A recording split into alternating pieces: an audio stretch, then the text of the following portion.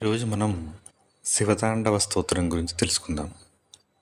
ఈ శివతాండవ స్తోత్రాన్ని చేసింది రావణ బ్రహ్మ.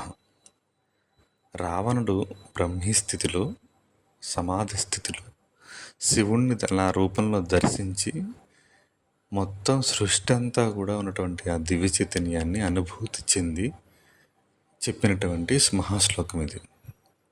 అయితే రావణుడి నేపథ్యాన్ని ఒకసారి గమనిద్దాం. పూర్వం వైకుంఠంలో శ్రీ మహావిష్ణువు ద్వారపాలకులు జయ విజయులు ఉన్నారు. వాళ్ళు ఎన్నో సంవత్సరాలుగా అక్కడే ఉన్నారు. జయ విజయులు శ్రీవారి ద్వారపాలకులు.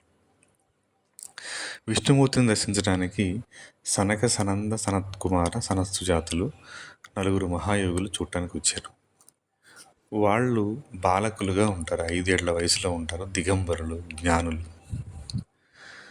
సరే, వాళ్ళు ఉన్న చోటు నుంచే హృదయంలో విష్ణువుని దర్శించగల మహానుభావులు. అయినా సరే విష్ణువుని చూడటానికి వచ్చారు. వాళ్ళు స్వామిని చూసి మాట్లాడదాం. ఈ ద్వారపాలకులు వీళ్ళు ఉన్నారు, వాళ్ళు వీళ్ళని అడ్డగించారు. వద్దు స్వామి, లక్ష్మితో ఉన్నారు ఏకాంతంగా, మీరు వెళ్ళటానికి లేదు అన్నట్టుగా ఆపారు. అక్కడ వరకు బాగానే ఉంది. ఎందుకంటే ద్వారపాలకుల డ్యూటీ ఏంటి, వాచ్మెన్ డ్యూటీ, వాళ్ళు అంతవరకు ఆపటం.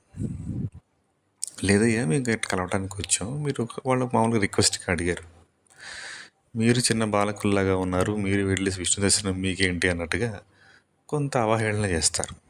అంటే వాళ్ళలో కించిత్ అహంకారం ఉంది. విష్ణు సాంగత్యంలో ఉన్నప్పటికీ, విష్ణువుతో ఉంటున్నప్పటికీ ఆ కొద్దిగా అహంకారం ఉంది. ఈ యోగులు దాన్ని గమనించి, ఓహో, ఈ కించిత్ ఇది వీళ్ళకి ఉంది, ఇది పోవాల్సిందే అని చెప్పేసి అప్పుడు వీళ్ళకి శాపం ఇస్తారన్నమాట. ఆ శాపం యొక్క ఉద్దేశం అది.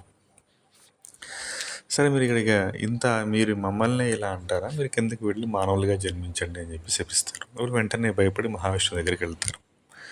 సరే, వాళ్ళ తపస్సులు యోగులు కాబట్టి మన ఆ శాపం తీసుకోవాల్సిందే. కాబట్టి దీన్ని సవరిస్తాను. నేను 7 జన్మాలు మానవుడిగా జన్మించి మీరు నన్నే స్మరించి నన్ను చేరుకుంటారు, లేదు 3 జన్మలు రాక్షసులుగా జన్మించి నన్ను చేరుకుంటారు, ఏది కావాలో మీరే కోరుకోండి అంటాడు మహావిష్ణువు. సరే, వాళ్ళు 7 జన్మలు మిమ్మల్ని విడిచి మేము ఉండలేము స్వామి, 3 జన్మల్లోనే మాకు రాక్షసులుగా జన్మించినా సరే మీతో ద్వేషం, విరోధంలో ఉండి నిత్యం మిమ్మల్ని స్మరిస్తూ మీతో చేరుకుంటా ఉంటారు. అప్పుడు మహావిష్ణువు, సరే మీరు రాక్షసులుగా జన్మిస్తారు, ఆ జన్మలో కూడా ఎప్పుడు నిత్యం నన్ను స్మరిస్తూనే ఉంటారు, నా చేతనే చంపబడి తిరిగి మళ్ళీ మీరు వైకుంఠం వస్తారు అని చెప్పేసి వర్ణిస్తారు. వాళ్ళే మొదటి జన్మలో హిరణ్యాక్ష హిరణ్యకశ్యపులుగా, తర్వాత రావణ కుంభకర్ణులుగా, తర్వాత జన్మలో శిశుపాల దంత్రవక్తలుగా పుడతారు. వీరిని సంహరించడానికి మహావిష్ణువు 4 అవతారాలు తీసుకుంటారు. వరాహమూర్తిగా వస్తారు, నరసింహమూర్తిగా వస్తారు, రామమూర్తిగా వస్తారు, శ్రీకృష్ణ పరమాత్మగా వస్తారు. సరే, అది అలా జరుగుతుంది అన్నమాట. ఆ క్రమంలో ఈ రెండవ జన్మ అయినటువంటి ఇది రావణ జన్మ. ఈ రావణుడు బ్రహ్మవంశానికి చెందినటువంటి బ్రహ్మవేత్త, మహాజ్ఞాని, తపస్వి, శివభక్తుడు. చిన్నప్పటి నుంచి ఆయన రావణ బ్రహ్మ, పులస్త్య బ్రహ్మ, పౌలస్త్య బ్రహ్మ, అలా ఆ వంశం జాతులు అనమాట. దానివల్ల ఆయనకి చిన్నప్పటి నుంచే శివభక్తి ఉంది. ఆయన ఈ తపస్సు చేసి వరాలు పొంది ఈ దేవతల్ని జయించాలి, ఇట్లా వాళ్ళ ప్రణాళికలో ఉన్నప్పటికీ కూడా అది ఓకే, అది ఆయన జన్మ తీసుకున్నారు కాబట్టి అలా ఆ ప్రణాళికలో ఆయన వచ్చారు. బట్ ఆ శివతత్వం, ఆ భక్తి, ఆ చైతన్యంతో ఎప్పుడు ఉన్నారు, ఎప్పుడు మహావిష్ణువుతోనే కదా ఉంది పూర్వజన్మలో. సో ఇప్పుడు అదే చైతన్యం, అదే దాని ఆ వాసనలు ఉంటాయి కదా, ఆ భక్తి అనేది ఆయనలో అలా ఉండిపోయింది. సరే, కొన్ని లోపాలు కూడా ఉంటాయి, ప్రతి మనిషికి ఉంటాయి అవి. సరే, అది ఇక్కడ మనం ఆ శివభక్తుడిగా ఆయన తపస్సు చేసుకుని ఆ చైతన్యాన్ని దర్శించి చెప్పినటువంటి శ్లోకం అనమాట.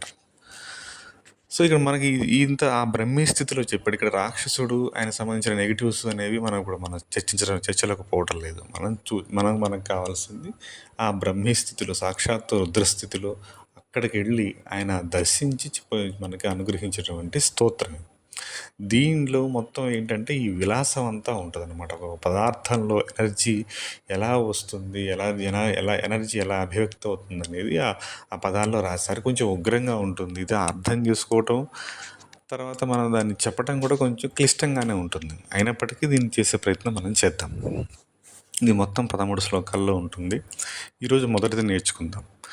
జటాటవీ కలజ్జల ప్రవాహ పావితస్థలి గలేవలంబ్యలంబితాం భుజంగతుంగమాలికాం ఢమఢమఢమన్నినాదవడ్డమర్వయం చకార చండ తాండవం తనోతున శివ శివం.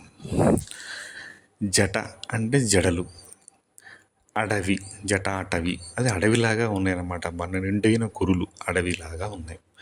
జటాటవి గలజ్జల, ఆ పైన జలం ఉంది, అది ప్రవహిస్తూ ఉంది, గలగల పారుతుంది అంటాం కదా, గలజ్జల ప్రవాహ పావిత స్థలి, అలా ప్రవహించేటువంటి స్థలంలో జరుగుతుంది ఈ తాండవం.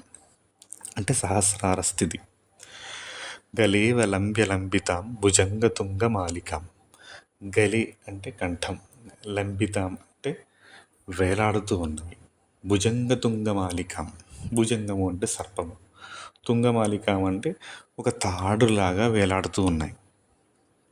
అంటే ఈ సర్పాలు, ఈ సహస్రార స్థితి, సర్పాలు ఏంటంటే ఈ యోగ స్థితి, మృత్యువును సైతం కూడా జయించాడు ఈ శివుడికి లోపల ఈ సర్పం ఎందుకుంటుంది కంఠంలో? ఆ యోగ స్థితిని తెలియజేస్తూ ఉంటుంది, కాలాన్ని తెలియజేస్తూ ఉంటుంది, కాలాతీతమైనటువంటి స్థితి యోగ స్థితి. ఈ మన లోపల ఉన్నటువంటి నాడుల్ని, ఈ యోగ విద్యని తెలియజేస్తూ ఉంటుంది. ఢమఢమఢమఢమన్నినాదవడ్డమర్వయం, ఆ చేతుల్లో ఆ ఢమరకంతో ఢమ ఢమ ఢమ ఢమ ఢమ అనే శబ్దం చేస్తూ ఉంటుంది. అంటే సృష్టికి మొదలం శబ్దం ద్వారా సృష్టి మొదలవుతుంది. ఆ శబ్దాన్ని ద్వారానే మొత్తం ముందుకు వస్తుంది అనేటువంటిగా సత్యాన్ని మనం తెలియజేస్తుంది. చకార చండ తాండవం, చకారం ఇప్పుడు మనకి రుద్రంలో నమస్తాంబ్రాయ నమ పశుపచయే చా చా చా అనేటువంటి మనకి వస్తూ ఉంటుంది. అది కూడా ఇది కూడా అన్నటువంటి అర్థంలో మనం చా అనేటువంటి పదాన్ని వాడతాం. చా చా చా చా, సోమాయచ రుద్రాయచ, అట్లా అది కూడా ఇది కూడా నువ్వే, ఇది కూడా నువ్వే, ఇది కూడా నువ్వే. చకార చండ తాండవం, చండం అంటే ఉన్నదంతా అది ఇంకేం లేదు. ఎగ్జాంపుల్కి సూర్యుడు ప్రచండంగా ప్రకాశిస్తున్నాడు అంటాం కదా, ప్రచండంగా అంటే సూర్యుడు ప్రకాశం తప్ప ఇంకేం లేదు. అలాగే ఈ దివ్య చైతన్యం తప్ప ఇంకేం లేదు, ఇది అంతటా వ్యాపించి ఉంది. చకార చండ తాండవం, అంతటా ఉన్నటువంటి అది తప్ప ఇంకేమిటటువంటి దివ్య చైతన్యం. తనోతున శివ శివం, అది నాకు శుభములు కల్పించుగాక. శివ అనే పదానికి అర్థం ఏంటంటే అతీతమైనటువంటి స్థితి. ఇది మాండూక్యోపనిషత్తులో మనకి శివ అద్వైతం అనేటువంటి రూపంలో దాన్ని మనకి నిర్వచనం చెప్పారు. ఓంకారం ఆ ఓమ అనేటువంటి 3 కారాలుగా ఉంటుంది, 3 పదాలుగా. అది ఇంకా అతీతంగా ఇంకో బిందు స్థానంలో ఉంటుంది. అది అతీతంగా ఉంది, ఇది మంగళకరమైంది, ఇది అద్వైతము. ఆ స్థితిలో జీవుడు దైవంతో కలిసి జీవుడు దేవుడు ఒక్కటే అని చెప్తున్నారు. అది అద్వైతము, అది శివము అని మనలోనేటువంటి ఇప్పుడు మనకి జాగ్రత్త అవస్థలో మనం వ్యవహారికంగా ఉంటాం, టెన్షన్స్తో ఉంటాం. స్వప్నావస్థలో ఈ సూక్ష్మ శరీరంతో పనులు చేస్తూ ఉంటాం. సుషుప్తావస్థలో ఇంకా డీప్గా ఉంటాం. తురియ అవస్థలో పూర్తిగా ఆత్మతో కలిసి ఉంటాం. ఆ స్థితి అద్వైతము, అది శివము. ఏదైతే సమస్త బ్రహ్మాండము వ్యాపించి ఉందో ఆ స్థితి ఇది నాకు మంగళము కలిగించుగాక. శివము అంటే మంగళకరమైంది, శుభకరమైంది. ఈ తాండవం అంటే ఏంటంటే పురుషుడు చేసేటువంటి నృత్య భంగిమల్ని తాండవం అని పిలుస్తారు. స్త్రీ చేస్తే లాస్యము అంటారు. అదే ఈ పరమేశ్వరుడు యొక్క ఈ శక్తి ఏదైతే సమస్త బ్రహ్మాండం ఏదైతే వ్యక్తీకరణ జరుగుతుందో దాన్ని తాండవంగా రావణుడు దర్శించి మనకు చెప్తున్నాడు. ఒక్కొక్క శ్లోకంగా మనం నేర్చుకుందాం.